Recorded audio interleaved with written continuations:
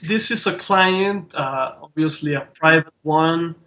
That was it was looking he was looking for a small house in the mountain, and he was only asking for one thing. He was trying to create a house, uh, and the idea of getting to that house was only by horse. So he asked me for a house, um, in the mountain. The name of El Mirador, I don't know how to say in English, but it's a place where you get a great view. So obviously the place got a great view, as you can see it on the pictures, and well, that was the assignment. And like I was telling you, we approach the place first, imagining a relationship between architecture and topography. So probably, as you can see in the section, the first gesture was to integrate small blocks in the topography. With that gesture, uh, create the architecture.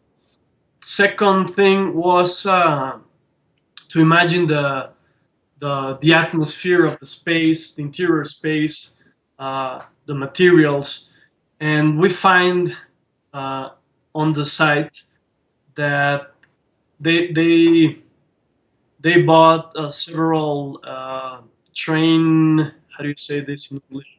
Train wood beams. The client bought this material to create his barrier or his fence for the property, and he was putting these wood beams on all the perimeter of the site, just to create a fence, and then we decided to use that material uh, for the house. It's a complex material because these old wood beams uh, have a lot of oil. The wood never get rid of the oil, so you can't use these beams on the interior of a house because of all the toxic fumes that you get from the beam. Um, and we decided to use that material on the exterior of the house and on the interiors that are for animals and humans, but not for the interior of the house. I don't know if I'm explaining myself, but you got like these two worlds in this house. You got the exterior world and the interior one. And on the exterior, you can get in by horse. You can collect water from the rain, and on the interior, you got the family program. So that was like the first big idea, using these materials and the topography of the place. And then you get a very a small example of cabin in the woods, um, trying to focus the view of the house to the valley that you can see. Uh, and at the end of the day, it's a very small project, a very simple one, and I think that the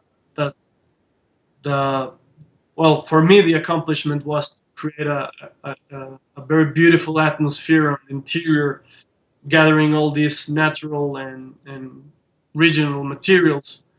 Um, and at the end of the day, it's a very simple thing. It's a cabin in the woods. Um, Other important thing that probably connect this project with other ones that we have is the structural system. You can see it on the pictures.